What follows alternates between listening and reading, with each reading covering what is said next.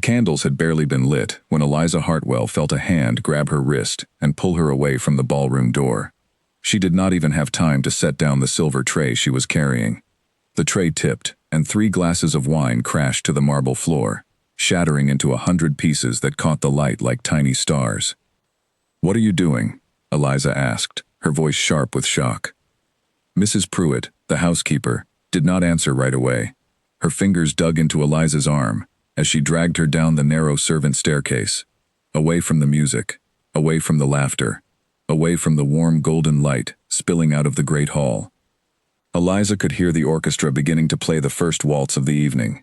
She could hear the soft rustle of silk gowns above her head, and she could feel her heart pounding as she was pulled further and further from where she was supposed to be. "You are not to go upstairs tonight," Mrs. Pruitt finally said, once they reached the bottom of the stairs. Her voice was low, urgent, almost frightened. "Do you understand me? Not one step." Eliza pulled her arm free. "I have work to do. The flowers in the East Hall still need water. The Duke asked me himself to see to the roses. Someone else will see to the roses." "Why? What have I done?" Mrs. Pruitt's eyes darted toward the staircase, as if she expected someone to come down at any moment. Her hands were shaking slightly, though she tried to hide it by smoothing her apron. "You have done nothing wrong, child. But tonight, of all nights, you must stay down here, in the servants' hall, with the others. For how long? Until the ball is over." Eliza stared at her, waiting for more of an explanation, but none came. Mrs. Pruitt turned and walked briskly back toward the stairs, leaving Eliza standing alone in the dim corridor, the sound of broken glass still ringing faintly in her ears from where the tray had fallen. She had worked in Ashcombe Manor for 3 years. In all that time, she had never once been forbidden from doing her duties. She had polished silver until her fingers ached. She had carried heavy buckets of coal up 4 flights of stairs in the freezing cold of January. She had stayed awake past midnight mending torn dresses so the young ladies of the house would have something to wear the next morning. Never, not once, had anyone told her to stay away from her work. Until tonight. She walked slowly down the corridor toward the servants' hall, her mind spinning with questions. The hall was already filling with other staff members who had been given the evening off, or who had finished their early duties and were now waiting for the ball to end so they could begin the work of cleaning up afterward. A long wooden table stretched down the center of the room, lit by a few flickering lamps. The air smelled of stew and bread, warm and comforting, but Eliza felt none of that comfort tonight. She felt like a prisoner who had done nothing to deserve her sentence.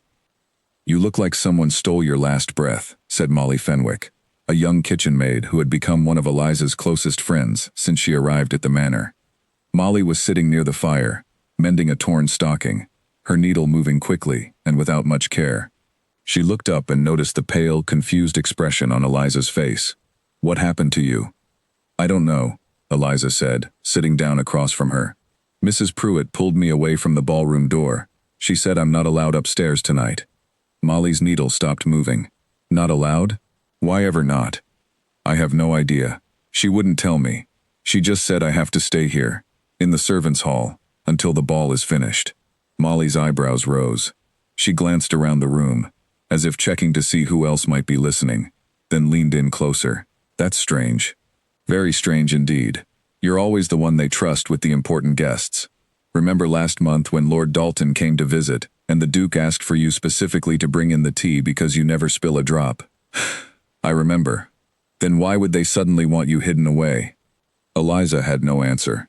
She sat quietly for a moment, listening to the distant sound of music drifting down through the floorboards above them.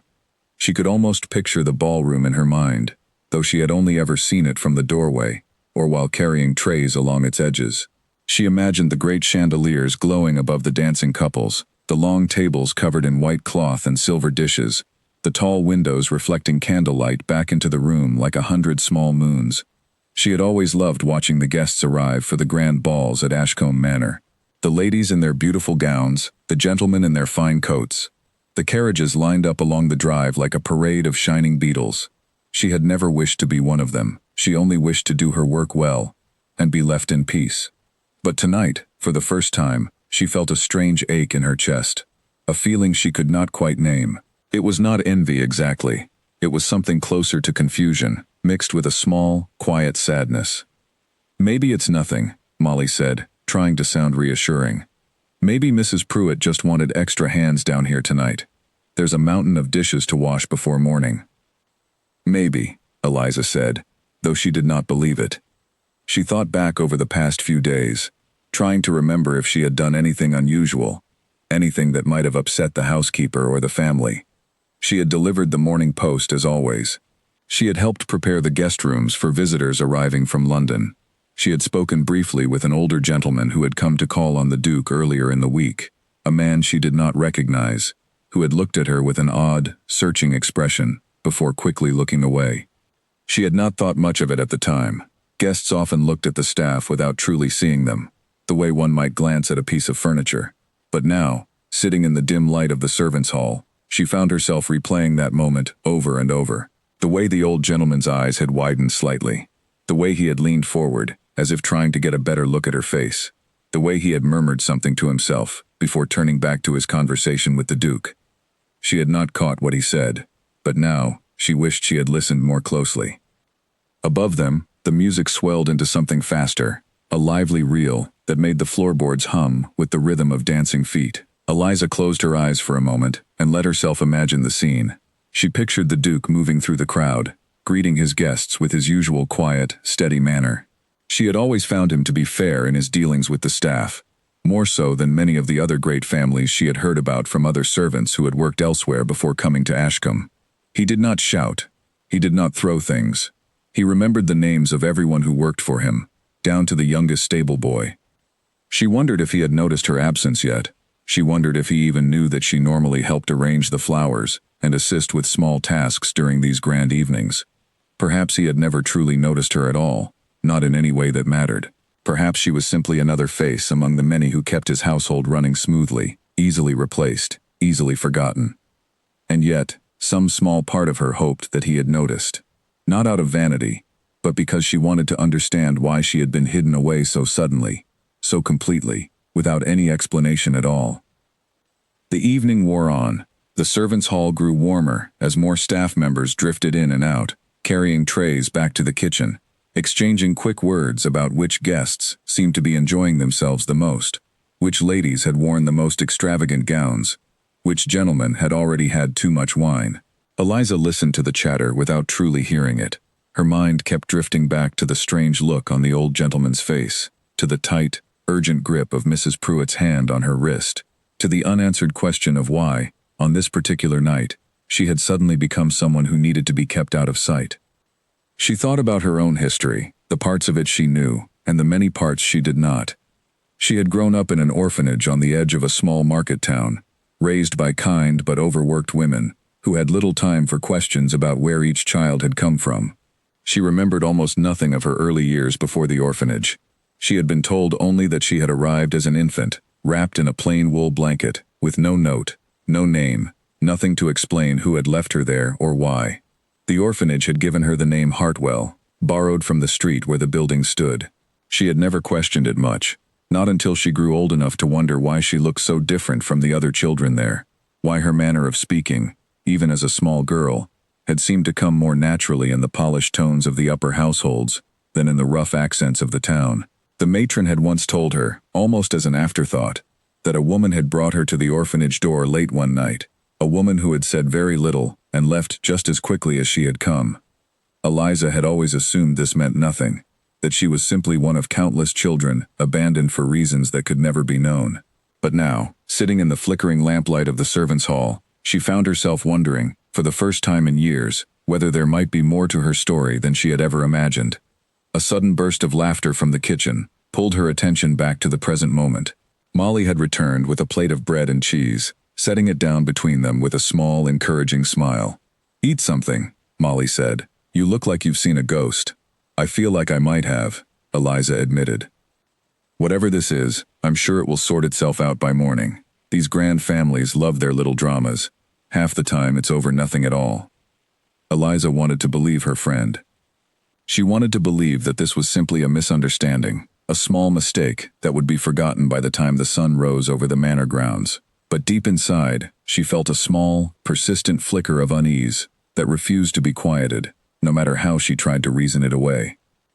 Upstairs, though she could not have known it, The Duke of Ashcombe was moving through his own ballroom, with the easy grace of a man accustomed to hosting grand events, greeting old friends, exchanging pleasant words with visiting nobles, all while his eyes occasionally drifted toward the long dining table, set along the far wall of the great hall.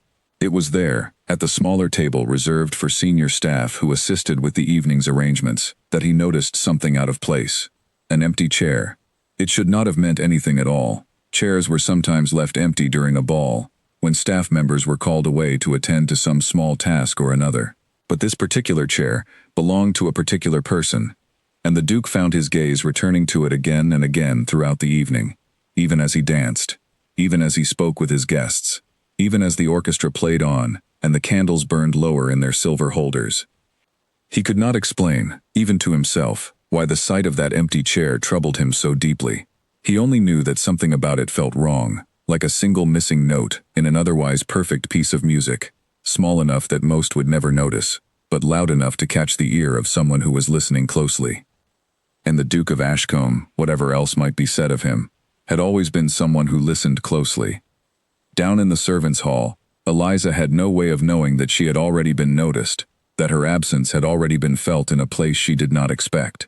She sat quietly beside Molly, picking at the bread on her plate, her thoughts tangled between the strange old gentleman's searching eyes, the fierce grip of Mrs. Pruitt's hand, and the growing sense that something important, something that had been hidden from her for a very long time, was beginning to stir. Outside, the night grew colder, and the stars above Ashcombe Manor shone bright and clear, indifferent to the small dramas unfolding beneath the grand roof they watched over.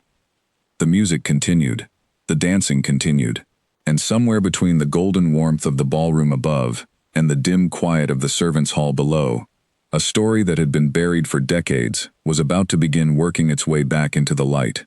Eliza had no idea, as she sat there in the flickering lamplight, that her life was about to change forever.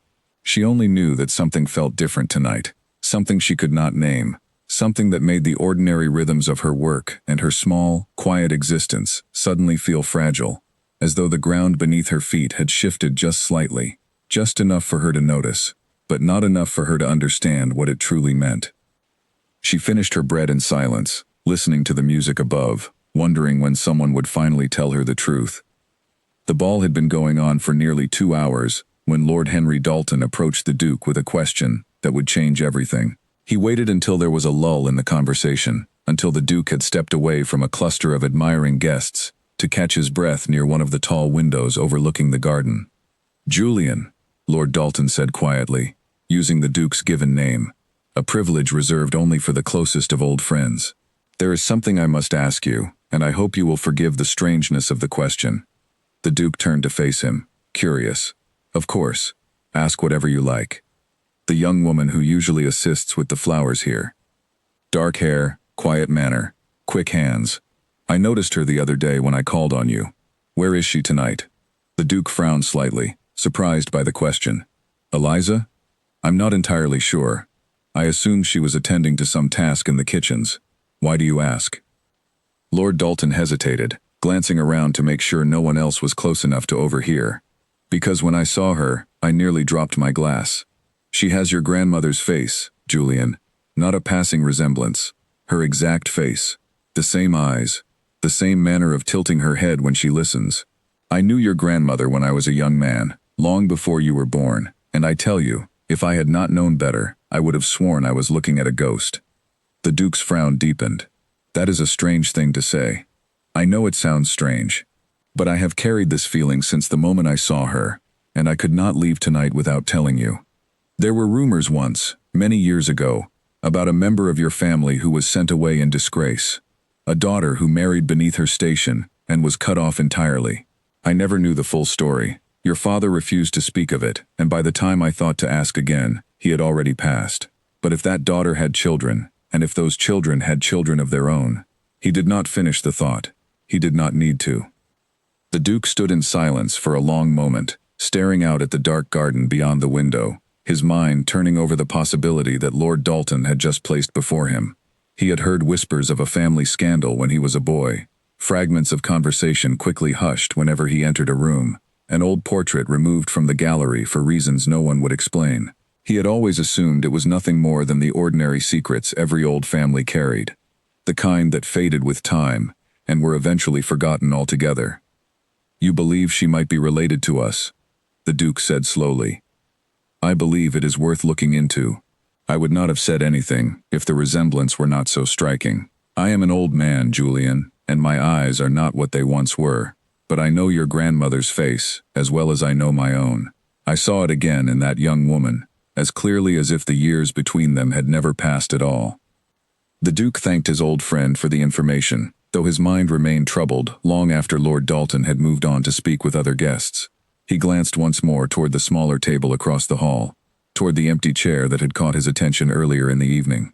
Now the sight of it felt heavier somehow, more significant, as though it were connected to the strange conversation he had just had. He excused himself from the ballroom and made his way toward the housekeeper's small office near the kitchens, moving quickly, but trying not to draw attention to himself. He found Mrs. Pruitt there, going over the evening's supply lists by candlelight, her expression tightening the moment she saw him enter. "Your Grace," she said, rising quickly. "Is something wrong? Where is Eliza Hartwell tonight?" Mrs. Pruitt's face went pale. "She is attending to duties in the servants' hall, Your Grace. Why is she not helping with the flowers as she usually does? I thought it best to give the task to someone else this evening." "Why?" Mrs. Pruitt hesitated, her hands twisting together in front of her apron. "It seemed simpler, Your Grace, given the number of important guests attending tonight." The Duke studied her carefully. He had known Mrs. Pruitt for many years, and he had learned to recognize the particular way she avoided his eyes when she was hiding something. She was doing it now, glancing down at her supply lists, as though the answer to his question might somehow be written there. "That is not a real answer," he said, his voice quiet but firm. "Tell me the truth. Why has Eliza been kept away from the ballroom tonight?" Mrs. Pruitt's shoulders sank slightly, as though a weight she had been carrying for hours had finally grown too heavy to bear alone. "Lord Dalton spoke with you, didn't he, about her face?" The Duke's eyes narrowed. "You knew." "I have known for years, Your Grace. Since the day she first arrived at this house, as a young girl seeking work, I saw the resemblance the moment I looked at her, and I have spent every day since praying that no one else would notice it. When I saw Lord Dalton staring at her the other day, I knew it was only a matter of time before someone said something. I could not risk her being seen so closely by so many important guests tonight, not with the family's reputation resting on tonight's gathering. I thought it best to keep her out of sight until the danger had passed." "What danger?" the Duke demanded. "What are you talking about?" Mrs. Pruitt took a deep breath, as though steadying herself, before stepping into water she knew would be cold. "Your grandmother had a sister, Your Grace. A younger sister named Charlotte, who fell in love with a young craftsman when she was barely 20 years old. Your great-grandfather forbade the match entirely, but Charlotte would not be swayed. She ran away and married him regardless, and for that, she was disowned completely. Her name was struck from the family records. Her portrait was removed from the gallery. She was never spoken of again in this house, not even after her death many years later." The Duke felt a strange, cold weight settling in his chest. "And you believe Eliza is connected to this Charlotte?" "I do not simply believe it, Your Grace. I know it. Before she died, Charlotte's daughter left a young child at the orphanage on the edge of town, along with a small note explaining who the child truly was, in case the family ever wished to claim her. The matron who ran the orphanage at the time was an old friend of mine. She showed me the note many years ago, though she never told anyone else, fearing it might bring trouble to the child if word ever reached the wrong ears. That child was Eliza." The Duke sat down slowly in the chair across from Mrs. Pruitt's desk, his mind struggling to absorb everything he had just heard. "Why did you never tell me this before?" "Because I did not know what good it would do. Your Grace, your father made it very clear, long before he passed, that the subject of Charlotte was never to be raised again in this house. I feared that revealing the truth about Eliza would bring shame upon her, rather than any benefit. Better, I thought, to let her live quietly as a member of the staff, earning her own way, than to expose her to the scorn of a family that had already rejected her line once before. You believed you were protecting her. I believed I had no other choice, Your Grace." The Duke sat in silence for a long moment, staring at the candle flickering on the desk between them. He thought of the empty chair he had noticed earlier in the evening, of the strange unease that had gripped him each time his eyes returned to it. He thought of Lord Dalton's words, of the certainty in the old man's voice as he described the resemblance to the Duke's grandmother.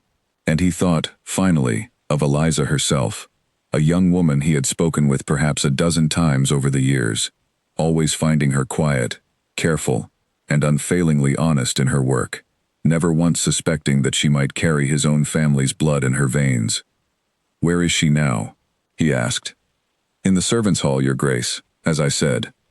The Duke rose from his chair, his decision already forming in his mind, even as the full weight of what he had just learned continued to settle over him. "I want to see her." "Your Grace, please consider carefully before you." "I have considered enough for one evening, Mrs. Pruitt. I intend to see her now."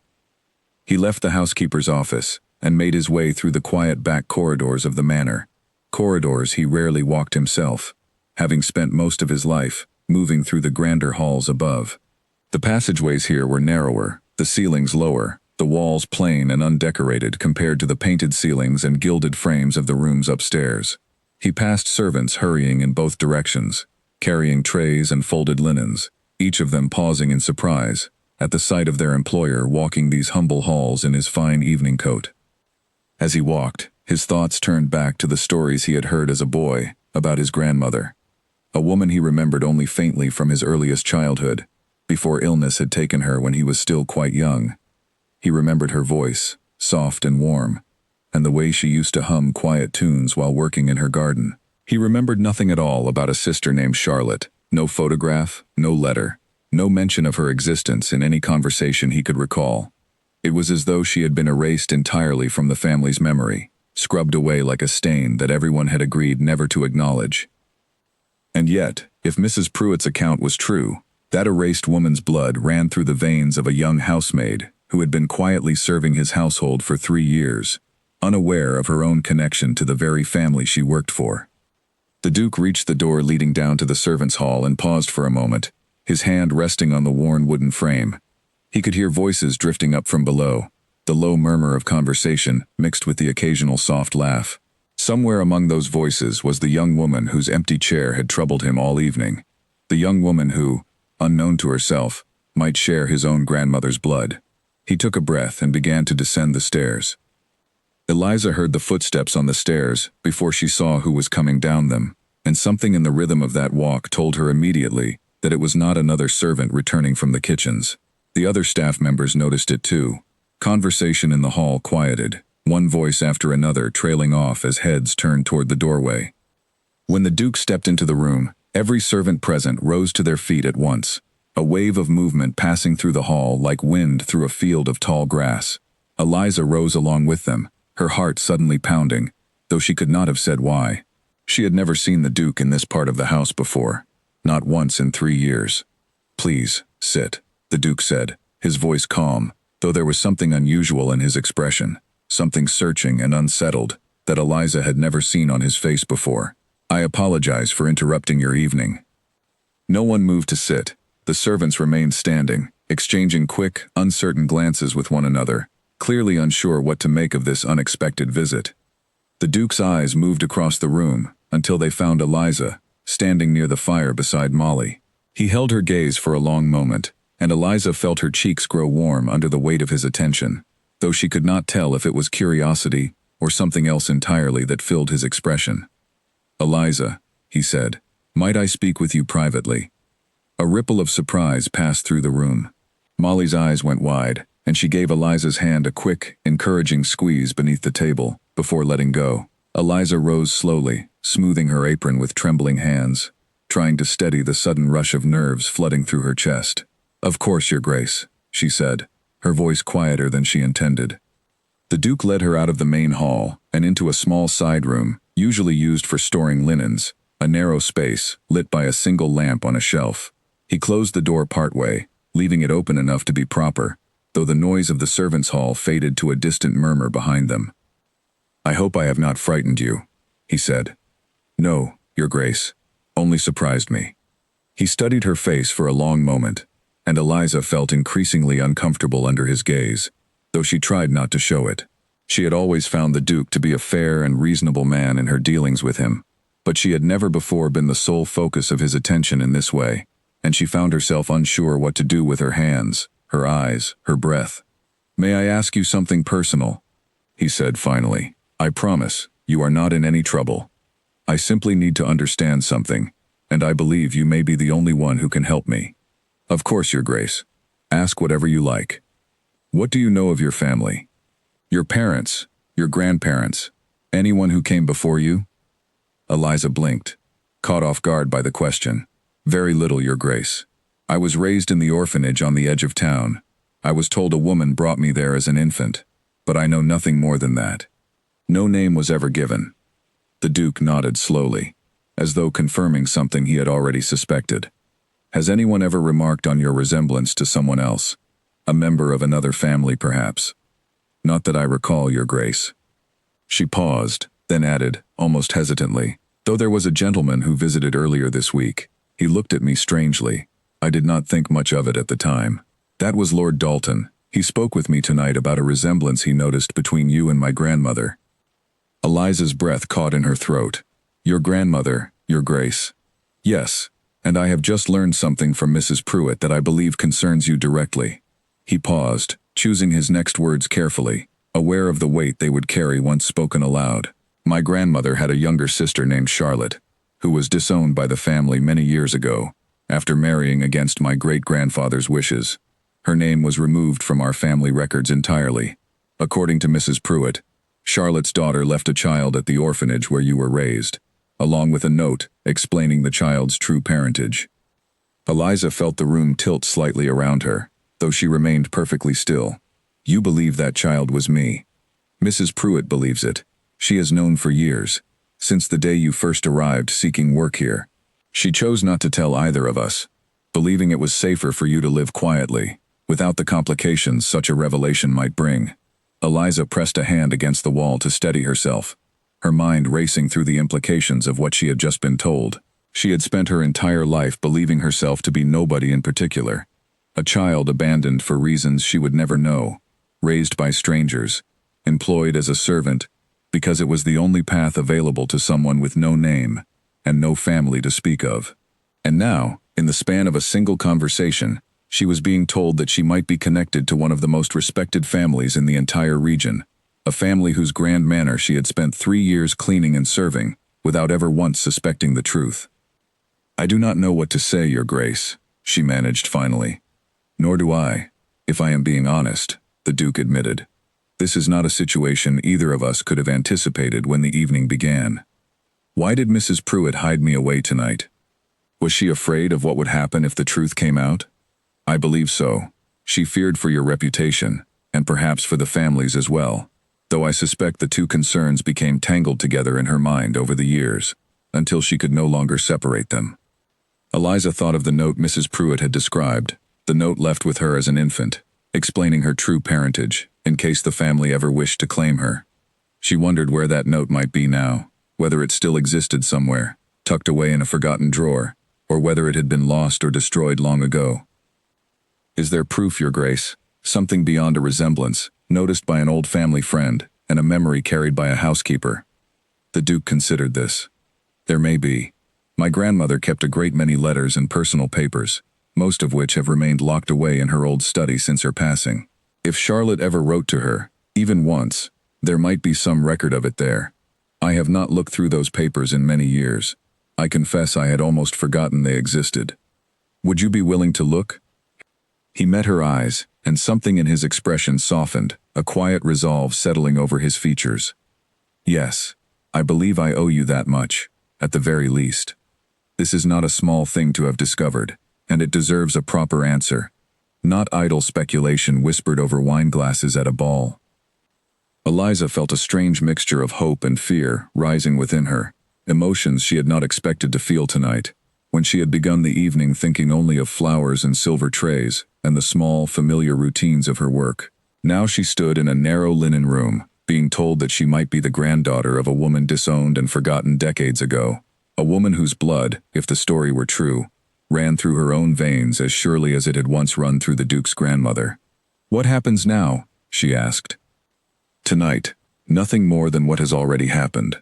The ball will continue upstairs, and I must return to my guests before my absence draws too much attention. But tomorrow, I intend to search through my grandmother's papers, and I would like you to be present when I do. Me, Your Grace? If this concerns your family as much as mine, then yes, you have as much right to know the truth as I do, perhaps more, given how long it has been kept from you. Eliza nodded slowly, still trying to steady the whirlwind of thoughts spinning through her mind. Thank you, Your Grace. There is one more thing, he said, before turning to leave. You should not have been hidden away tonight. Whatever the truth turns out to be, you did nothing wrong, and you deserved better than to spend this evening confined to the servants' hall while a ball took place upstairs that concerned your own family's history more than most of the guests attending it. I am sorry that happened, and I intend to see that it does not happen again. Eliza felt a small, unexpected warmth spread through her chest at his words, a feeling entirely separate from the confusion and uncertainty that had gripped her only moments before. Thank you, Your Grace. That means more to me than you might realize. He nodded once, then turned and made his way back toward the stairs, leaving Eliza alone in the small linen room, her mind still spinning with everything she had just learned. She stood there for a long moment after he had gone, listening to the faint sound of music still drifting down from the ballroom above, the same music she had been listening to all evening, though it sounded different to her now, changed somehow by everything that had just been revealed. When she finally returned to the main hall, Molly rushed toward her immediately, her eyes wide with curiosity. What did he want? What happened? Eliza opened her mouth to answer, then closed it again, uncertain how to begin explaining something she barely understood herself. I think, she said slowly, that my whole life is about to change. Word of the Duke's late-night visit to the servants' hall spread through Ashcombe Manor, faster than any fire could have traveled through dry timber. By the time the last carriage rolled away from the grand entrance in the early hours of the morning, nearly every member of the household staff had heard some version of the story, each one slightly different from the last, each one more exaggerated than the one before it. Eliza did not sleep that night. She lay awake in her narrow bed in the small room she shared with two other maids, staring up at the cracked plaster ceiling, replaying every word the Duke had spoken to her in that dim linen room. She thought of Charlotte, the great aunt she had never known existed until tonight, a young woman who had loved someone so deeply that she had given up everything, her family, her name, her place in the world, rather than live without him. She wondered what Charlotte had looked like, whether she truly shared Eliza's face, as Lord Dalton had claimed, whether she had ever regretted her choice, even for a moment, or whether she had found the life she wanted, however difficult it might have been.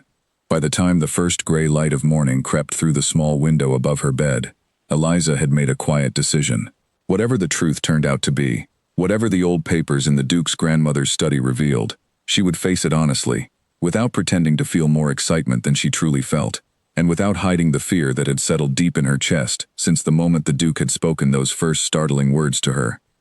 She rose early, as she always did, and went about her morning duties, as though nothing unusual had happened, though she could feel the curious glances of the other servants, following her wherever she went. Mrs. Pruitt, in particular, seemed unable to meet her eyes, moving quickly past her in the corridors, offering only brief, clipped instructions when their paths crossed. It was nearly noon when a young footman found Eliza in the linen closet, folding freshly pressed sheets, and informed her that the Duke wished to see her in the East Wing, where his grandmother's old study remained largely untouched since her passing many years before. Eliza set down the sheets she had been folding and followed the footman through corridors she had walked countless times before, though today they felt different somehow, charged with a strange, uncertain energy she could not quite name. The East Wing was quieter than the rest of the house, its rooms rarely used except for occasional storage, the furniture within, draped in pale cloth to protect it from dust. The Duke was waiting for her outside a heavy wooden door, his expression serious but not unkind. "Thank you for coming," he said. "I confess, I have not opened this room in many years. I was not certain what we might find inside." He pushed the door open, and a wave of stale, dusty air rolled out to greet them, carrying with it the faint scent of old paper and dried lavender. The room beyond was small but elegant, clearly once a lady's private study, with a delicate writing desk positioned near a tall window, its curtains drawn tightly closed against the daylight. Shelves lined the walls, filled with leather-bound books and small decorative boxes, everything covered in a thin layer of dust that had settled undisturbed for years. "This was my grandmother's study," the Duke explained, stepping inside carefully, as though afraid of disturbing something fragile. "She spent many hours here, writing letters, reading, keeping her private records. After she passed, no one had the heart to clear it out, and eventually, everyone simply forgot it was here." Eliza followed him inside, her eyes moving slowly across the room, taking in every detail. She felt a strange sense of connection to the space, though she could not have explained why, given that she had never set foot in it before this moment. "Where should we begin?" she asked. The Duke moved toward the writing desk, gently opening its drawers one by one. The first few contained nothing more than old writing implements, dried ink bottles, and blank sheets of paper yellowed with age. But in the bottom drawer, tucked beneath a stack of folded handkerchiefs, they found a small wooden box, its surface carved with delicate patterns of flowers and vines. "This might be something," the Duke said, lifting the box carefully and setting it on the desk between them. He opened the lid slowly, revealing a collection of letters, tied together with faded ribbon, along with a few small photographs, and what appeared to be a pressed flower, long since dried and flattened between two sheets of thin paper. Eliza's heart began to pound, as the Duke carefully untied the ribbon and began sorting through the letters, checking the names signed at the bottom of each one.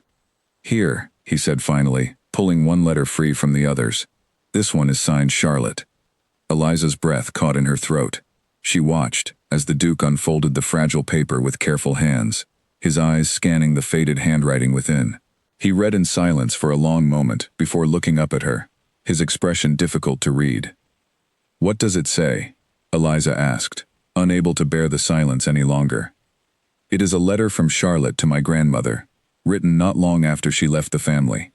She writes of her new life, of the man she married, a craftsman named William, who worked with wood and built fine furniture for the wealthy families in the region. She speaks of missing her sister terribly, and of hoping that one day, the family might find it in their hearts to forgive her, though she does not regret the choice she made." He continued reading through the remaining letters, and Eliza sat down slowly in a chair beside the desk, listening, as the Duke pieced together the story hidden within those faded pages. Charlotte and William had settled in a small town some distance from Ashcombe Manor, where they lived a modest but happy life together. They had a daughter, whom they named Margaret, born a few years after their marriage. The letters continued for several years, growing less frequent over time, until finally, near the bottom of the stack, they found one final letter, written in a different hand entirely. "This one is from Margaret," the Duke said, his voice growing quieter as he read. "She writes to inform my grandmother that Charlotte has passed away, and that she herself is struggling greatly, having lost her husband some years before, and finding herself unable to properly care for her own newborn daughter. She writes that she intends to leave the child somewhere safe, somewhere the child might have a chance at a better life than she herself could provide, and she includes a note explaining the child's true parentage, in case the family ever wished to acknowledge her." He looked up at Eliza, and for a long moment, neither of them spoke. "The note," Eliza said finally, her voice barely above a whisper. "Is it still here?" The Duke searched through the remaining contents of the box, and found, tucked beneath the last letter, a small folded piece of paper, separate from the others, its edges worn soft from handling. He opened it carefully, and read the contents in silence, before passing it to Eliza with trembling hands. Eliza took the paper and read the words written there, her eyes filling with tears she had not expected. The note explained, in simple, careful language, that the child being left at the orphanage was the granddaughter of Charlotte Ashcombe, formerly of Ashcombe Manor, and the great-granddaughter of the family who resided there still. It asked, humbly, that if the family ever found it in their hearts to acknowledge the child, they might do so, though it made no demands, and expected nothing in return. "This is me," Eliza said quietly. "This note is about me." "I believe it is," the Duke said gently. Eliza pressed the note against her chest, overwhelmed by emotions she could not fully separate from one another.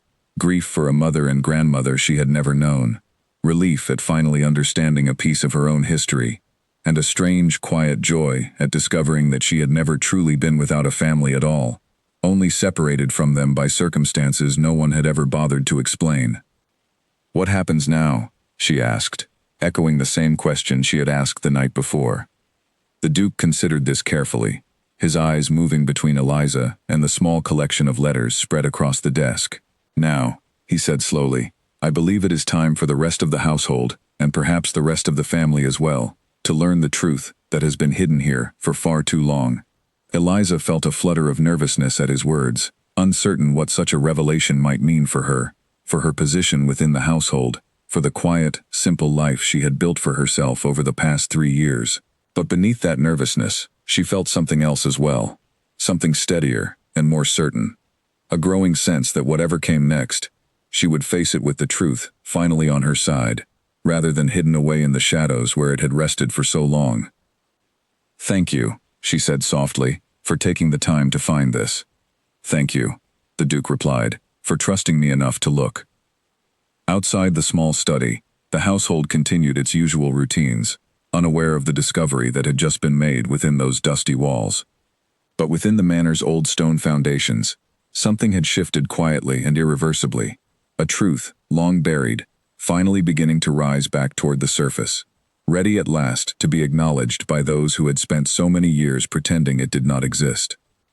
Lady Margaret Vance arrived at Ashcombe Manor 2 days after the discovery in the old study, summoned by a letter the Duke had sent personally, explaining that a family matter of great importance required her presence. She was his father's older sister, a woman well into her 60s, sharp-eyed and sharp-tongued, known throughout the region for her strong opinions and her unwavering belief in the importance of proper family order. She swept into the drawing room with the confidence of someone accustomed to being obeyed, her walking cane tapping firmly against the polished floor with each step. Julian, she said, settling into a chair without waiting to be invited to sit. Your letter was frustratingly vague. What is this family matter you speak of? The Duke stood near the fireplace, his hands clasped behind his back, his expression carefully composed. Eliza stood a short distance away, dressed not in her usual maid's uniform, but in a simple, modest dress the Duke had insisted she wear for this meeting, explaining that it was important she be present as herself, rather than in her role as a servant of the house. Lady Margaret's eyes moved toward Eliza, narrowing slightly. Who is this? This is Eliza Hartwell, the Duke said. She has worked here as a housemaid for the past 3 years. And why is she standing in my brother's drawing room as though she belongs here? Because, the Duke said carefully, we have recently discovered that she does belong here, Aunt Margaret. She is the great-granddaughter of Charlotte Ashcombe. For a long moment, Lady Margaret said nothing at all. Her face remained perfectly still, though something flickered briefly behind her eyes, some old memory stirring beneath the surface of her composed exterior. Charlotte, she said finally, her voice quieter than before. I have not heard that name spoken aloud in this house in more than 40 years. I found letters in grandmother's old study, the Duke continued. Letters from Charlotte, written after she left the family, and later, a letter from her daughter Margaret, explaining that she had left her own infant daughter at an orphanage, along with a note describing the child's true parentage. That child was Eliza. Lady Margaret turned her sharp gaze fully upon Eliza now, studying her with an intensity that made Eliza want to look away, though she forced herself to hold the older woman's stare, remembering the Duke's earlier advice to face whatever came next with honesty and quiet dignity. Turn your head to the side, Lady Margaret said suddenly, toward the window. Eliza hesitated only a moment before doing as she was asked, turning her face toward the tall window that filled the room with soft afternoon light. She heard Lady Margaret draw a sharp breath. Merciful heavens, the older woman murmured. It is her. It is Charlotte's face exactly, down to the very tilt of her chin. I remember it as clearly as if I had seen her only yesterday, though I was barely a child myself when she was cast out of this family. Then you believe the story, the Duke said. I do not need to believe it, Julian. I can see it with my own eyes. Lady Margaret's expression shifted, softening slightly, though a hardness remained around her eyes that suggested old wounds not yet fully healed. Charlotte was my aunt, you understand, my father's younger sister. I remember her only vaguely, from before she was sent away, but I remember well enough the silence that fell over this house afterward, the way her name became something no one dared speak, as though saying it aloud might summon some terrible curse upon us all. Why was she treated so harshly? Eliza asked, finding her voice at last. For simply choosing whom to marry. Lady Margaret's eyes flickered toward her, something almost like respect passing briefly across her features at the directness of the question. Because our family, at the time, cared a great deal more about appearances than about happiness. Charlotte's chosen husband was a craftsman, a man who worked with his hands, however skilled and honorable his trade might have been. Our great-grandfather believed such a match would bring shame upon the family name, and rather than risk that shame, he chose instead to erase Charlotte from our history entirely, as though she had never existed at all. That seems a great cruelty, Eliza said quietly, to punish someone so severely for choosing love over convention. It was cruel, Lady Margaret agreed, surprising both Eliza and the Duke with the readiness of her admission. I have thought so for many years, though I never had the courage to say so while my father still lived. He ruled this family with an iron will, and few of us dared question his decisions, however unjust they might have seemed. The room fell into a thoughtful silence for a long moment, each of them absorbing the weight of the conversation. Finally, Lady Margaret rose from her chair, leaning on her cane, as she crossed the room to stand directly before Eliza. You have suffered a great injustice, she said, though it began long before you were even born. You have lived without a family, without a name, working as a servant in the very house that should have claimed you as its own. That is a wrong that cannot be fully undone, but it can, at the very least, be acknowledged. Thank you, my lady, Eliza said, uncertain what else to say. Do not thank me yet. Acknowledging a wrong is only the first step. There remains the question of what is to be done about it now. She turned back toward the Duke, her expression sharpening once again into something more decisive. You must present this to the rest of the family, Julian, and to society at large, though I imagine that will not be an easy task.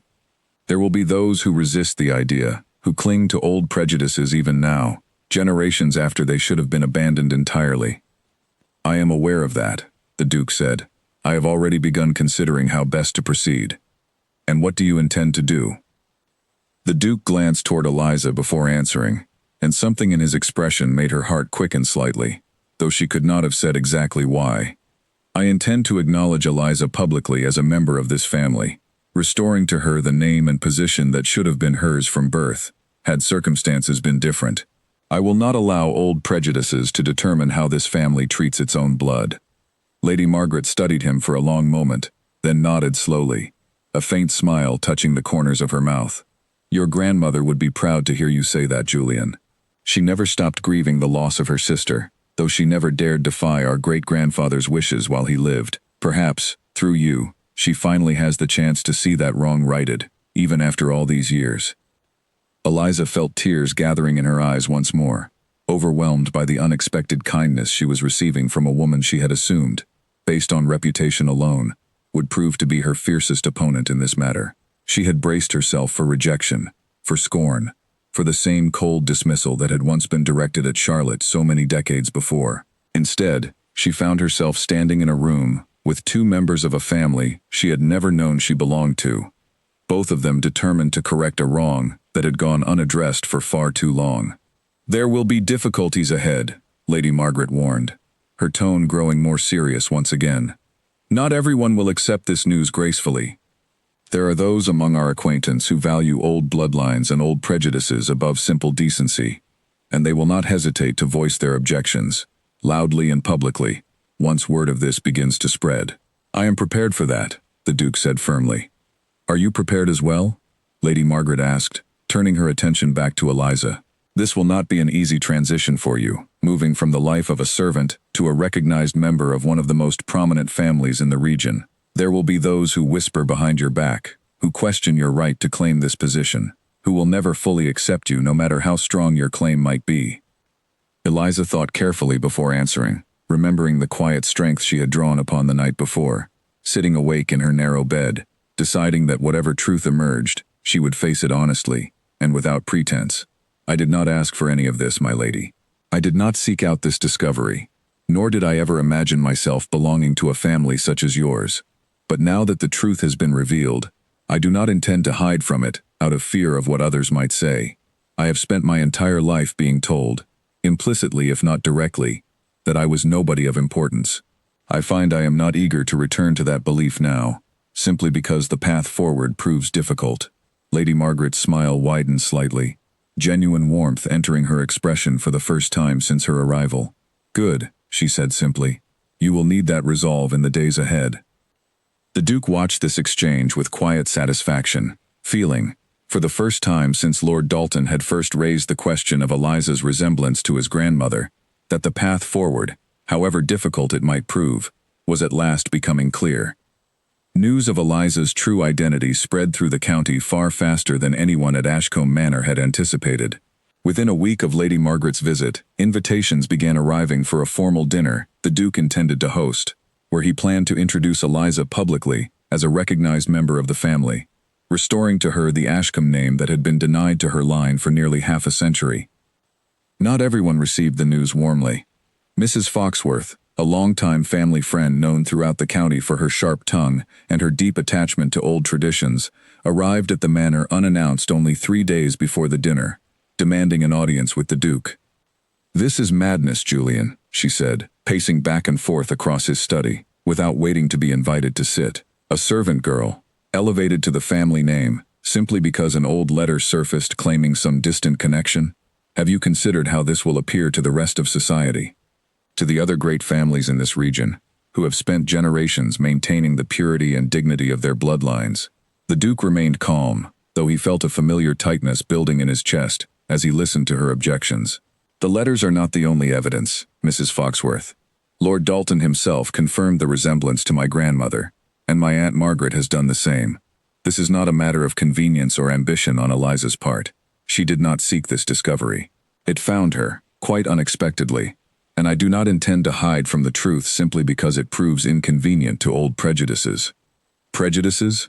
Mrs. Foxworth's voice rose sharply. "You call it prejudice to value the traditions that have preserved this family's standing for generations? Charlotte was disowned for good reason, Julian. She chose to abandon her duty to her family in favor of a common tradesman, and now you propose to reward that same disobedience by welcoming her descendant back into the fold, as though nothing at all was wrong with her choice?" "I believe," the Duke said carefully, "that my great-grandfather's judgment on this matter was severely mistaken, and I do not intend to continue perpetuating that mistake simply because it has gone unquestioned for so long." Mrs. Foxworth stared at him for a long moment, clearly unaccustomed to having her opinions so directly challenged. "You will lose standing among your peers, Julian. Mark my words. There will be those who refuse to attend your gatherings, who will speak against this decision in every drawing room and dinner party across the county." "Then let them speak," the Duke replied.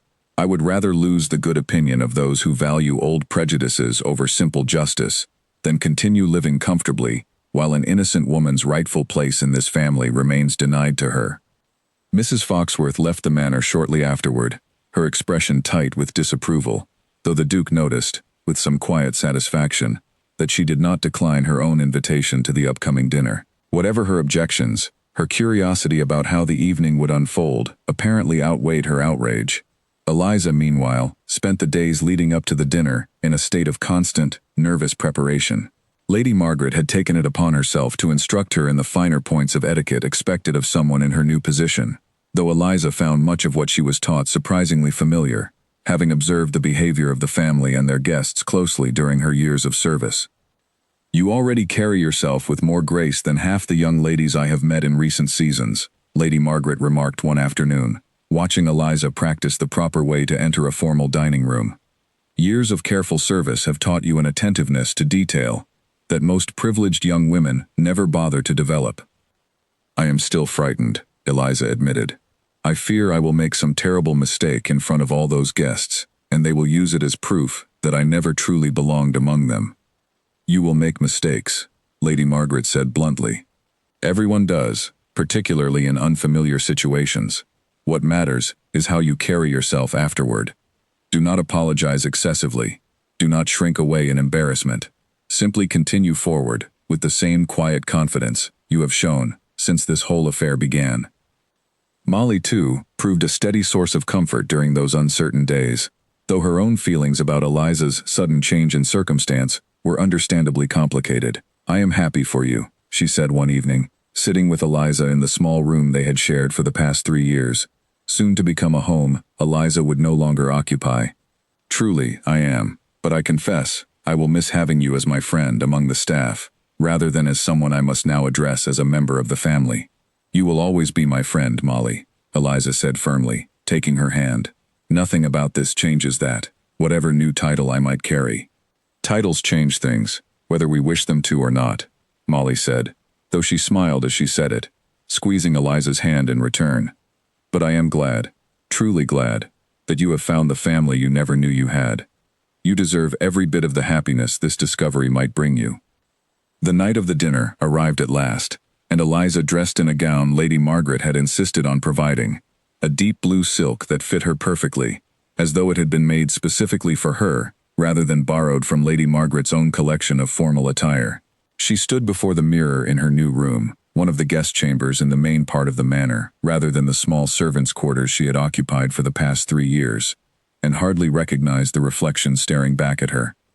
The great dining hall was already filling with guests when Eliza descended the main staircase, the very staircase she had once used only to carry trays and folded linens, never as a guest in her own right.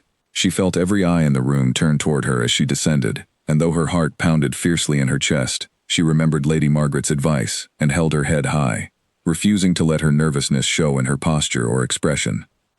The Duke met her at the bottom of the stairs, offering his arm with a warm, reassuring smile. "You look wonderful," he said quietly, for her ears alone. "I feel as though I might faint at any moment," she admitted. "You will not faint. You are stronger than you realize." Together, they entered the dining hall, and the Duke raised his voice to address the assembled guests, many of whom Eliza recognized as some of the most prominent families in the county, gathered together to witness whatever announcement the Duke intended to make. "Friends," he began, "thank you for joining me this evening. I have gathered you here to share news that some of you may already have heard whispers of, though I wish to address the matter directly, rather than allow rumor and speculation to shape the truth before it could be properly told." He gestured toward Eliza, who stood beside him, doing her best to maintain the calm composure Lady Margaret had worked so diligently to instill in her over the past week. "This is Eliza Hartwell, though from this evening forward, she will be known as Eliza Ashcombe, restored at last to the family name that should have been hers by right of birth. Her great-grandmother, Charlotte Ashcombe, was unjustly disowned by this family many decades ago, her existence erased from our records and our memory, simply for the crime of choosing love over convention. That was a grave injustice, one I intend to correct tonight, publicly and without reservation." A murmur passed through the assembled guests, some faces registering surprise, others clear disapproval, though a fair number appeared genuinely moved by the Duke's words, nodding slowly as he continued speaking. "I understand that some among you may find this decision difficult to accept," the Duke continued. "Old traditions run deep, and prejudices long held are not easily set aside, but I believe firmly that true honor lies not in preserving unjust customs simply because they are old, but in correcting wrongs wherever we find them, however uncomfortable that correction might prove to be." He turned to Eliza then, his expression softening considerably as he looked at her. Eliza has shown remarkable grace and dignity throughout this entire ordeal, discovering in the span of a single week that her whole understanding of her own history had been incomplete, and yet facing that revelation with a steadiness I admire greatly. I am proud to welcome her, at last, into the family she should never have been separated from in the first place.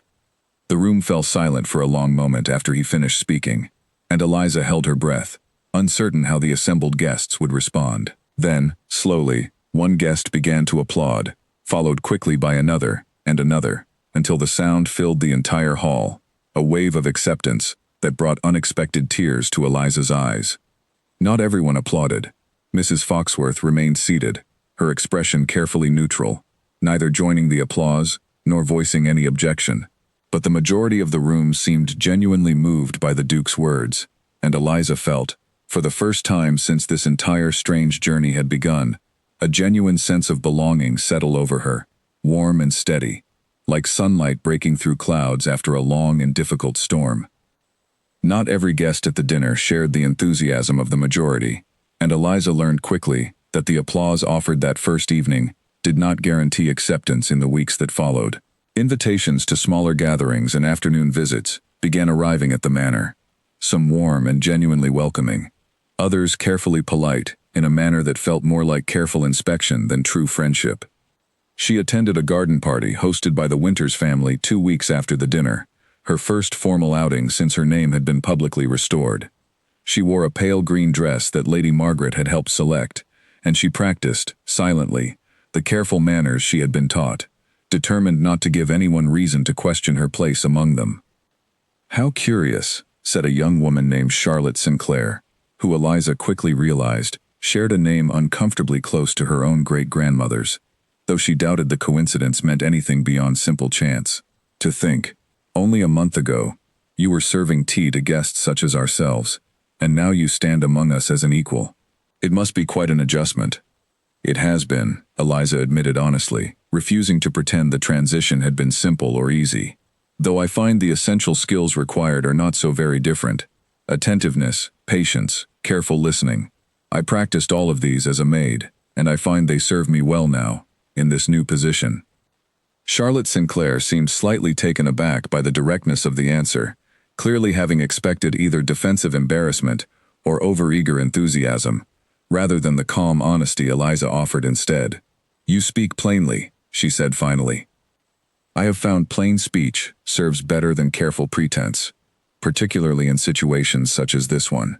Across the garden, the Duke watched this exchange from a distance, unable to hear the words being spoken, but noting with quiet approval the steady, unflinching way Eliza held herself throughout the conversation. He had found himself, in recent weeks, paying closer attention to her than he had originally anticipated, drawn not simply by curiosity about her unexpected connection to his family, but by something else entirely, something he had not yet allowed himself to fully examine or name. He crossed the garden to join her, once her conversation with Charlotte Sinclair concluded, offering a small nod of greeting as he approached. "How are you finding the afternoon?" he asked. "Educational," Eliza said, a faint smile touching her lips. "I am learning a great deal about the particular art of polite curiosity, disguised as friendly conversation." The Duke laughed, a genuine sound that drew a few curious glances from nearby guests. "You are handling it far better than I would have expected, given how quickly all of this has unfolded for you." "I have had good teachers," Eliza said. "Your aunt has been particularly patient with me, despite her sharp manner. She has taken quite a liking to you, I believe, though she would never admit as much directly." They walked together through the garden for a while, discussing matters of little consequence, the weather, the arrangement of the flower beds, the quality of the refreshments being served. Eliza found herself increasingly at ease in his presence, more so than with any of the other guests she had spoken with that afternoon, though she could not have said precisely why his company felt different from the rest. "May I ask you something?" she said finally, as they paused near a small fountain at the edge of the garden. "Of course. Do you regret this decision? Acknowledging me publicly, bringing all of this attention and complication into your family's affairs? I would understand if you did, given everything it has cost you these past few weeks." The Duke considered the question carefully before answering, his eyes steady on hers. "I do not regret it, not for a single moment. I have lost the good opinion of a few acquaintances I never particularly valued to begin with, and I have gained, in their place, something far more valuable." "What is that?" "The knowledge that I did what was right, rather than what was simply convenient. And," he added, his voice softening slightly, "the acquaintance of someone whose company I find myself increasingly grateful for." Eliza felt her cheeks warm at his words, uncertain how to respond to the quiet sincerity in his voice. "That is kind of you to say." "It is not kindness, it is simply the truth." Their conversation was interrupted by the arrival of Mrs. Foxworth, who approached with her usual sharp expression, though her tone, when she spoke, carried less hostility than Eliza had anticipated. "Miss Ashcombe," she said, using the name deliberately, though her voice carried a slight edge that made clear she had not entirely reconciled herself to the situation. "I confess, I did not expect to see you handling yourself with such composure this afternoon." "Thank you, Mrs. Foxworth," Eliza said carefully, uncertain whether the comment was intended as a compliment or a subtle criticism. "I remain uncertain about the wisdom of this entire affair," Mrs. Foxworth continued. "But I will admit, you carry yourself with more grace than I expected from someone raised in service. Whatever else might be said of your circumstances, You do not embarrass yourself, and I suppose that counts for something." It was not a warm welcome, but it was, Eliza recognized, a small step toward acceptance from someone who had been among the fiercest critics of the Duke's decision. She thanked Mrs. Foxworth again, and the older woman moved on to speak with other guests, leaving Eliza and the Duke alone once more beside the fountain. "That is progress," the Duke said, once Mrs. Foxworth was safely out of earshot. "Small progress," Eliza agreed, "but progress nonetheless." As the afternoon wore on, Eliza found herself increasingly aware of how much her life had changed in the span of only a few short weeks. She had gone from a quiet, largely unnoticed housemaid to a woman whose name and history were now the subject of conversation across the entire county, discussed and debated at every garden party and dinner gathering held within a day's travel of Ashcombe Manor. It was, at times, an overwhelming realization, and she found herself grateful for the quiet strength Lady Margaret had helped her cultivate, and for the steady, reassuring presence of the Duke himself, who seemed determined to support her through every uncertain step of this unexpected new chapter in her life. She thought, as the garden party drew to a close, and guests began departing in their carriages, of Charlotte, the great-grandmother she had never known, who had once made a difficult choice of her own, choosing love and happiness over the comfortable security of her family's approval. Eliza wondered what Charlotte would think. Could she see her now, standing in the very gardens she had once been forbidden from entering, welcomed back at last into a family that had spent decades pretending she had never existed at all? She hoped, quietly, that Charlotte would be proud of how far her descendant had come, and of the quiet courage it had taken to face this strange new world with honesty rather than fear. The letter arrived on a quiet Tuesday morning, addressed to Eliza directly, though the handwriting on the envelope was unfamiliar to her. She opened it at the breakfast table, curious, while the Duke sat across from her, reviewing correspondence of his own, related to the management of the estate. The letter was from a solicitor in London, representing the interests of a distant cousin of William, the craftsman Charlotte had married so many decades before. The solicitor explained that William's family, upon hearing of the recent revelations regarding Charlotte's descendants, had come forward with additional documents that might prove relevant to Eliza's history. Documents that had remained in their possession since William's own passing many years ago. "What is it?" the Duke asked, noticing the concerned expression forming on Eliza's face as she read. "A solicitor writes on behalf of William's family. They claim to have additional papers concerning Charlotte and William's marriage, and they wish to arrange a meeting to discuss them." "Do you trust this claim?" Eliza considered the question carefully. "I am uncertain. It seems reasonable enough, given how much attention this whole matter has received recently. But I confess, I feel a flicker of caution as well. What if these papers reveal something less pleasant than what we have already discovered?" "There is only one way to find out," the Duke said gently. "Would you like me to accompany you to this meeting?" "I would appreciate that very much." They traveled to London together the following week, accompanied by Lady Margaret, who insisted on joining them, declaring that she had no intention of missing whatever new revelations awaited them. The solicitor's office was a modest but respectable establishment tucked into a quiet street not far from the center of the city, and they were greeted upon arrival by a serious, elderly man named Mr. Callahan, who ushered them into a small meeting room, furnished with worn leather chairs and shelves lined with legal volumes. "Thank you for coming so promptly," Mr. Callahan said, settling into his own chair behind a wide desk. "My client, Mrs. Vance Ashworth, is William's great-niece. She has followed the recent news regarding your family's situation with great interest, given her own connection to the story." "What documents do you have?" the Duke asked. Mr. Callahan opened a leather folder and withdrew a small collection of papers, handling them with the careful reverence of someone accustomed to dealing with matters of historical and legal importance. "These are letters written by William himself, along with a few personal effects that remained in the family's possession following his passing. My client believed they might be of interest, particularly given the recent public acknowledgement of Charlotte's descendants." Eliza took the papers with trembling hands, scanning through them slowly.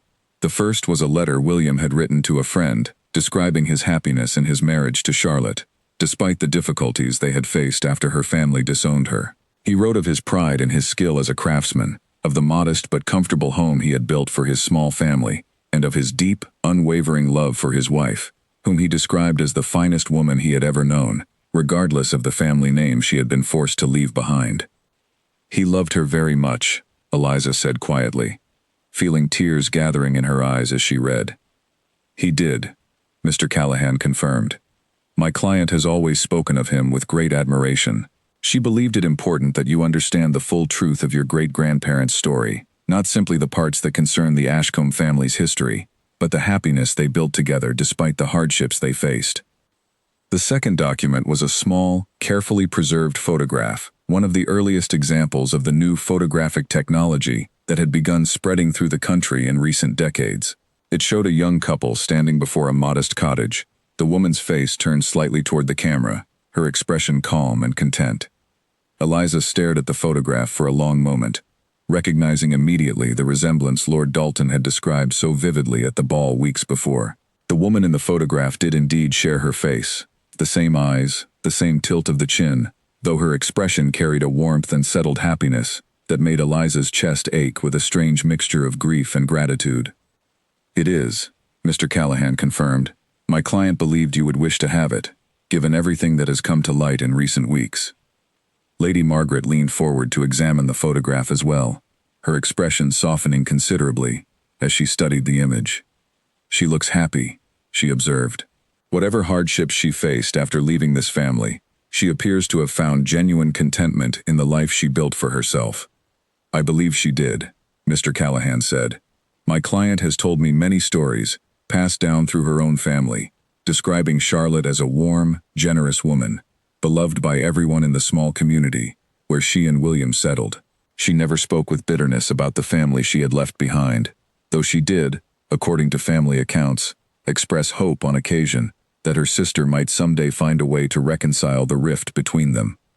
Eliza felt a fresh wave of emotion at these words, thinking of her own grandmother, and of the sister she had lost so completely, so unjustly, all those decades before. She thought of the letters found in the old study, of Charlotte's quiet hope, expressed in careful handwriting, that the family might someday forgive her, though she never once regretted the choice she had made. Thank you for sharing all of this with us, the Duke said, addressing Mr. Callahan directly. It means a great deal, to Eliza especially, to understand more fully the story of the woman she is descended from. My client will be pleased to hear that, Mr. Callahan said. She has expressed a wish, if it would be welcome, to meet with Miss Ashcombe, personally, sometime in the near future. She believes there is much more of the family story she could share, having grown up hearing it told and retold at family gatherings throughout her own childhood. I would like that very much, Eliza said immediately, surprising herself slightly, with the eagerness in her own voice. They left the solicitor's office that afternoon, with the small collection of papers carefully packed away, along with an arrangement to meet with Mrs. Vance Ashworth the following month. Eliza carried the photograph of Charlotte and William with her throughout the journey home, glancing at it repeatedly, as though trying to memorize every detail of the faces captured there. You have grown quiet, the Duke observed, as their carriage made its way back toward Ashcombe Manor, through the darkening evening countryside. I am thinking, Eliza admitted, of how strange it is to feel such a deep connection to people I never knew, simply because their blood runs through my own veins. I did not know Charlotte existed only weeks ago, and now I find myself grieving for her, as though I had known her my entire life. That is not strange at all, the Duke said gently. Family is not only the people we know directly, it is also the stories that shape us, whether we are aware of them or not. You have carried Charlotte's blood within you your entire life, even before you knew her name. It seems only natural that discovering her story now should feel like discovering a piece of yourself you never realized was missing. Eliza considered his words carefully, finding comfort in the truth they contained. She looked down again at the photograph resting in her lap, at Charlotte's calm, contented expression, and felt, for the first time since this entire journey had begun, a sense of peace settling over the grief and confusion that had accompanied so much of the recent revelations in her life. I am grateful, she said quietly, that you have been with me through all of this. I do not think I could have faced it so steadily alone. The Duke reached across the carriage and took her hand gently in his own, a simple gesture that carried far more weight than either of them had perhaps intended to express aloud. You would not have needed to face it alone, he said. Not as long as I have any say in the matter. Eliza did not pull her hand away, and as the carriage rolled on through the quiet countryside, carrying them both back toward the manor that had become, in its own strange and unexpected way, a true home for her at last, she felt something settle quietly into place within her heart, a warmth she had not allowed herself to fully acknowledge until this very moment. The meeting with Mrs. Vance Ashworth took place in early autumn, when the leaves along the London streets had begun turning shades of gold and amber, and Eliza found herself more nervous approaching this quiet, personal encounter than she had felt facing the entire assembled gathering at the Duke's formal dinner months before. There was something more intimate, more significant, about meeting the woman who carried living memories of Charlotte, passed down through generations of careful family storytelling. Mrs. Vance Ashworth proved to be a warm, cheerful woman in her 50s, with kind eyes and an easy, welcoming manner that immediately put Eliza at ease. She received them in a comfortable parlor, filled with family portraits and small decorative objects that spoke of a life lived with modest but genuine happiness. "You have her eyes," Mrs. Vance Ashworth said, the moment Eliza entered the room, studying her with open curiosity, rather than the careful, evaluating stares Eliza had grown accustomed to from members of Ashcombe society. "I have heard the stories of Charlotte's beauty my entire life, but seeing you now, I finally understand what everyone meant." "Thank you," Eliza said, feeling a warmth in the compliment that felt entirely different from the careful, guarded assessments she had received from the county's more prominent families. They spent the afternoon together, Mrs. Vance Ashworth sharing story after story that had been passed down through her own family, tales of Charlotte's kindness, her skill at gardening, her habit of singing softly while she worked, a habit Eliza recognized immediately, having caught herself doing the very same thing on countless occasions, without ever understanding where the tendency had come from. She used to say, Mrs. Vance Ashworth recounted, that true wealth was not measured in land or titles, but in the love one shared with the people around them. She never regretted leaving her family's grand house behind, though she always hoped, quietly, that the rift might someday heal. "I wish she could have seen how it finally did," Eliza said softly. "Perhaps in some way she has," Mrs. Vance Ashworth suggested. "I do not know what happens to us after we pass from this world, but I like to believe that somewhere, Charlotte knows the story has finally come full circle, that her own descendant has been welcomed back into the family that once turned her away." The Duke, who had remained mostly quiet throughout the visit, listening carefully to every story shared, finally spoke up as the afternoon began drawing to a close. "Mrs. Ashworth, I wonder if you might consider joining us at Ashcombe Manor sometime soon. I believe it would mean a great deal to Eliza, and to my own family as well, to have someone present who carries such rich memories of Charlotte's life after she left us." Mrs. Vance Ashworth's eyes brightened with genuine pleasure at the invitation. "I would be honored, Your Grace. Truly honored." They returned to Ashcombe Manor that evening, with a growing sense that the fractured pieces of Charlotte's story, scattered across decades and generations, were finally being gathered back together into something whole. Eliza found herself thinking, more and more in the weeks that followed, not simply of the past she had discovered, but of the future she was beginning to build for herself within this new life she had been so unexpectedly given.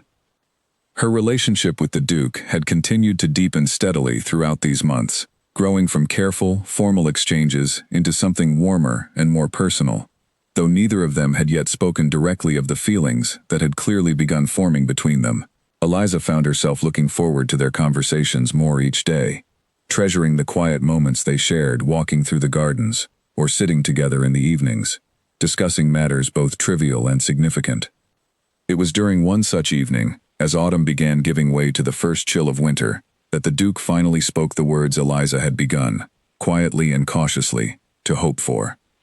They sat together near the fireplace, in the manor's smaller drawing room, a fire crackling warmly against the growing cold outside, when the Duke set down the book he had been reading, and turned to face her directly. "Eliza," he said, his voice carrying a seriousness she had not heard from him before, "I have been considering, for some time now, how to properly express something that I believe has been growing between us, since that very first evening in the servants' hall." Eliza felt her heart quicken, though she remained still, waiting for him to continue. "I did not expect, when I discovered your connection to my family, that I would come to feel what I now feel for you. I began this journey believing I was simply correcting an old injustice, restoring to you a name and position that should have always been yours. But somewhere along the way, my feelings grew into something far deeper than simple obligation or family duty. What are you saying? Eliza asked softly, though she believed she already understood. I am saying, the Duke continued, that I have come to care for you deeply, not simply as a distant relation restored to her rightful place, but as a woman, I find myself wishing to spend the rest of my life beside. I understand if this feels sudden, given everything else you have faced this past year, but I did not wish to remain silent about it any longer. Eliza felt tears gathering in her eyes, though this time, they carried none of the grief or confusion that had accompanied so many of her tears throughout the recent months. I have felt the same, she admitted quietly. Though I confess, I did not believe I had any right to hope for such feelings to be returned, given everything else that has changed in my life so quickly. The Duke reached for her hand, holding it gently in his own. You have every right to hope for whatever happiness this life might offer you, Eliza. You have faced more uncertainty and change these past months than most people face in a lifetime, and you have done so with a grace and courage that I have come to admire more deeply than I ever expected to admire anyone. They sat together in comfortable silence for a long moment, the fire crackling softly beside them, before the Duke spoke again, his voice carrying a quiet, hopeful warmth.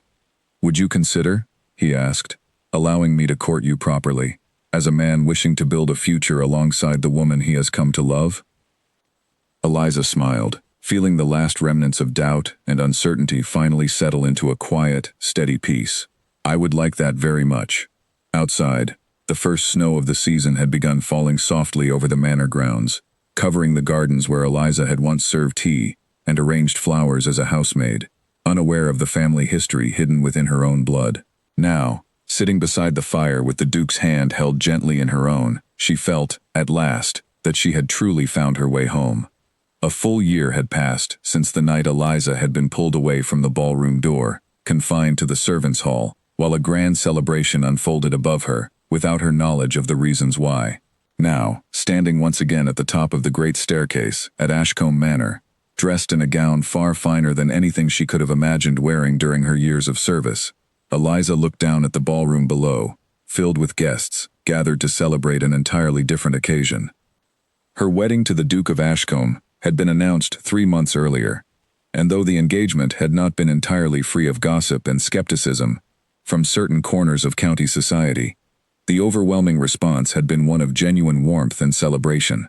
Even Mrs. Foxworth, whose initial objections had been so sharp and unyielding, had sent a gracious letter of congratulations, admitting that she had come, over the past year, to respect the quiet strength and dignity Eliza had shown throughout every difficult step of her unexpected journey. Mrs. Vance Ashworth stood among the guests below, having become a regular and beloved visitor to Ashcombe Manor over the preceding months, sharing more stories of Charlotte with each visit, helping to weave together a fuller, richer picture of the great-grandmother Eliza had never known but had come to feel deeply connected to nonetheless. Molly, too, stood among the guests, no longer working as a kitchen maid, but employed instead as Eliza's personal companion, a role she had accepted with evident delight, still teasing Eliza gently about the strange, winding path that had led them both to this remarkable moment. Lady Margaret sat near the front of the assembled guests, her sharp eyes softened with genuine happiness as she watched the preparations for the ceremony taking shape below. She had become, over the past year, something of a mentor and confidant to Eliza, guiding her carefully through the complexities of her new position, while never losing the blunt, honest manner that had first won Eliza's respect and affection. As Eliza descended the staircase, moving toward the ballroom where her wedding ceremony would soon take place, she found her thoughts drifting back to that first strange, frightening evening, when she had sat confined in the servants' hall, wondering why she had suddenly been hidden away from a celebration she had always been trusted to help arrange. She thought of the empty chair the Duke had noticed that night, a small, seemingly insignificant detail that had ultimately unraveled decades of buried family history, and led her, step by careful step, to this extraordinary moment. The Duke waited for her at the bottom of the stairs, dressed in his finest formal attire, his expression carrying the same warm, steady affection that had grown so familiar to her over the past year. He offered his arm as she reached the final step, and together, they walked toward the ballroom, where their wedding guests waited, the same grand room where, exactly 1 year before, Eliza's absence had first caught his attention and set this entire remarkable story into motion. "Do you remember," she asked quietly, as they paused just outside the ballroom doors, "the empty chair you noticed that first night?" "I remember it clearly," the Duke said, smiling. "I could not explain, at the time, why the sight of it troubled me so deeply. I only knew that something felt wrong, some small detail out of place that I could not simply ignore." "I am glad you did not ignore it," Eliza said. "Though I confess, that night, I believed my life had suddenly become smaller and more confined than ever before, hidden away from a celebration I had every right to help arrange." "And now?" Eliza looked toward the ballroom, filled with warm candlelight and the soft murmur of gathered guests, all of them present to celebrate the joining of her life with the Duke's. A joining that would have seemed impossible to imagine on that strange, confusing night 1 year before. "Now," she said, "I understand that sometimes, the moments that feel most confining and uncertain are simply the beginning of something far larger than we could have imagined. That empty chair was not the end of my story. It was only the very beginning of discovering who I truly was and where I truly belonged." The Duke squeezed her hand gently, and together they stepped forward into the ballroom, where a new chapter of Eliza's remarkable story was about to unfold, before all those gathered to witness it. The chair that had once stood empty, a symbol of exclusion and hidden truth, had been replaced now by a place of honor, at the very center of the celebration, a permanent reminder of how far she had traveled since that fateful night, when confinement had, against all expectation, become the very path that led her home. As the ceremony began, and the guests rose to their feet to witness the joining of the Duke and his bride, Eliza felt a deep, settled peace fill her heart, the peace of a woman who had faced uncertainty with honesty, confronted old prejudice with quiet courage, and found, at the end of a long and unexpected journey, not only the family she had never known she had, but a love she had never dared to hope for. The empty chair from that first strange night had finally, completely, been filled, and with it, so too had the empty spaces in her own heart, long carried, without her even realizing they were there.